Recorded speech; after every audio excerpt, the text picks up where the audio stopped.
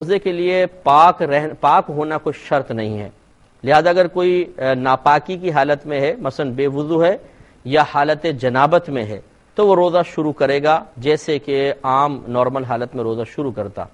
ہاں، حیض و نفاس کی ناپاکی کیسی ناپاکی ہے کہ بہرحال اس کی وجہ سے تو روزہ معاف کر دیا گیا ہے، یعنی روزہ چھوڑنا معاف کر دیا گیا ہے، بعد میں قضا کرنی ہوگی، لیکن ہماری ناپاکی سے مراد ہے یہاں پر بے وضو پن اور حالت جنابت۔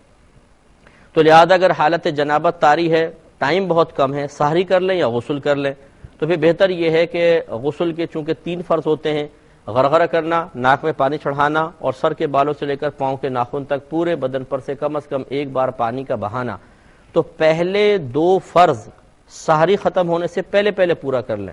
کیونکہ روزہ دار ہو جانے کے بعد پھر غرغرہ کرنا، ناک میں پانی چڑھانا تھوڑا سا مشکل ہو جائے گا، تو لہٰذا یہ 2 فرض پورے کر لیں، سحری کھائیں۔ اب آپ نے گویا کہ سحری بند ہو گئی، حالت جنابت میں آپ روزے کے اندر داخل ہوئے، کوئی بات نہیں، روزے کے لیے طہارت شرط نہیں ہوتی ہے، لہٰذا آپ کا روزہ ہو جائے گا، کرنی پڑے گی۔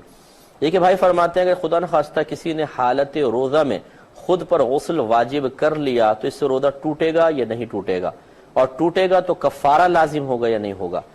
دیکھیں یاد رکھیں کہ کسی نے اگر غسل خود پر جان بوجھ کے واجب کر لیا تو اس سے روزہ ٹوٹ جائے گا۔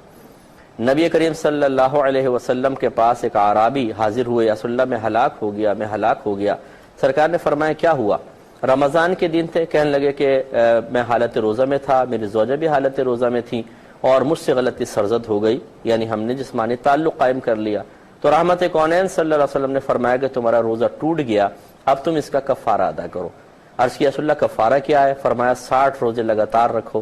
ان عرابی نے عرض کیا رسول اللہ یہ روزوں کی وجہ سے ہی تو یہ مشکل آئی ہے،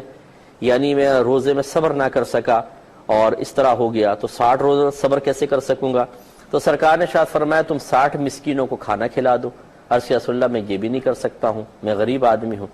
تو رحمت کونین صلی اللہ علیہ وسلم نے فرمایا کہ بیٹھ جاؤ۔ تھوڑی دیر بعد ایک کھجور کا ٹوکرا سرکار کے پاس آیا، تو سرکار نے فرمایا وہ شخص کہاں ہے؟ تو کھڑے ہو گئے۔ سرکار نے فرمایا جاؤ اس ٹوکرے کی کھجوریں تقسیم کر دو، اللہ تعالیٰ اسی میں تمہارا کفارہ قبول کر لے گا۔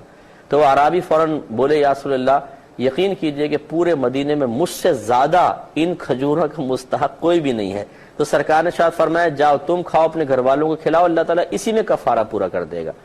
تو خلاصہ کلام یہ ہوا کہ معلوم ہوا کہ جسمانی تعلق قائم کرنے سے روزہ ٹوٹ جاتا ہے اور کفارے کا سبب بنتا ہے۔ اس کو بنیاد بنا کر فقہا نے فرمایا کہ غسل واجب کرنے میں بھی چونکہ اسی طرح جسمانی تعلق والا معنی پایا جاتا ہے کہ اس سے بھی غسل واجب ہوتا ہے، اس سے بھی ہوتا ہے، تو وہ بھی روزہ ٹوٹنے کا سبب بنے گا، یہ بھی روزہ ٹوٹنے کا سبب بنے گا، لیکن فرق یہ ہے کہ جب جسمانی تعلق قائم ہوتا ہے تو اس میں جنایت یا جرم کامل ہوتا ہے، کہ جہاں مکمل لذت حاصل ہو، مکمل مزہ حاصل ہو، اس سے روزہ توڑا جائے تو وہاں کہتے ہیں جرم کامل ہے، جنایت کامل ہے، اس کا نتیجہ کفارہ ہے۔ اور یہاں پر اگر خود اپنے اوپر غسل واجب کیا جائے تو اس میں بھی ایک یک گنا لذت تو ہے لیکن کامل نہیں ہے، تو لہٰذا یہاں جنایت ناقص کہلائے گی، اور جہاں جنایت ناقص ہوتی ہے وہاں کفارہ نہیں ہوتا بلکہ صرف قضا ہوتی ہے، لہٰذا اس فعل پر قضا ہے، روزہ ٹوٹ جائے گا اور قضا ہے۔ لیکن یاد رکھیں اگر کوئی اس کو عادت بنا لے